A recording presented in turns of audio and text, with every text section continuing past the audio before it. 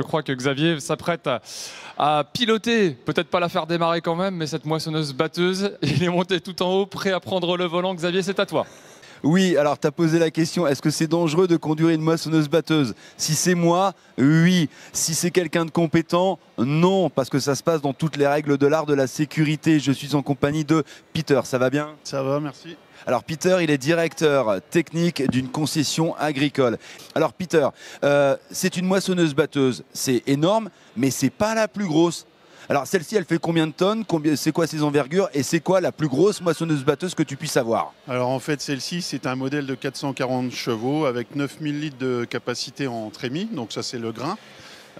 C'est la moitié de la plus grosse machine qui existe au monde, puisqu'on détient le record au travers de ça. Et la plus grosse, c'est une barre de coupe de 18 mètres de large, 20 000 litres de capacité et 800 chevaux en termes de puissance. Ah bah pour nourrir 7 milliards de personnes, il faut moins ça. Il faut nourrir la planète et c'est grâce à ces machines-là qu'on peut le faire.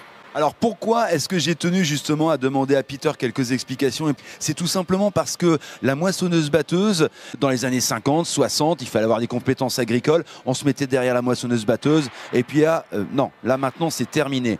C'est terminé tout simplement parce que les engins agricoles d'aujourd'hui, ce sont des petits bijoux de technologie. Dis-moi un petit peu ce que l'on trouve dans ces engins et quelles compétences faut-il avoir pour piloter ces engins? Pour faire simple, c'est une machine en fait qui est capable de se conduire seule. Il suffit juste de savoir, de lui dire ce qu'on attend d'elle et puis ensuite elle fait le reste. Il n'y a que la législation en France et en Europe qui nous interdit d'enlever le chauffeur du siège, mais quand on lui dit ce qu'on veut faire, ce qu'on attend d'elle, elle est capable d'y aller. Attends, il faut que tu m'expliques. C'est-à-dire que concrètement, on peut formater ou je sais pas, programmer une moissonneuse-batteuse et à la limite, elle fait ça toute seule. Alors, c'est incroyable. Elle est truffée de capteurs. Il y en a partout et elle est en train de contrôler en permanence tout ce qui se passe pendant la récolte. Donc on peut lui dire de rouler à une vitesse, de la mettre au bord d'un champ et puis elle va faire son job correctement. Quelles sont les compétences justement d'un jeune pour qu'il puisse piloter ce type d'engin? Parce que ça peut être vraiment plaisant. Alors d'abord pour nos métiers, au niveau de la maintenance, aujourd'hui on en est à recruter des ingénieurs par exemple pour pouvoir programmer. Des ingénieurs? Oui, pour pouvoir programmer, préparer la machine et surtout former l'utilisateur. Parce que le client, il faut aussi l'accompagner par rapport à la technologie embarquée. Et vous cherchez du monde forcément? Des gens avec des compétences techniques et de la jugeote? C'est ça.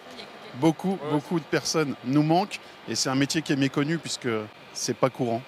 Plus maintenant, Peter, plus maintenant. Maintenant, c'est un métier connu. Donc, vous avez des velléités, des capacités en termes de technique de programmation et vous aimez la nature, vous aimez nourrir les gens et prendre soin des gens. N'hésitez pas, vous pouvez conduire un engin comme celui-là. Et enfin, Arnaud, excuse-moi, mais c'est vrai que je kiffe cet engin, je te jure, Arnaud.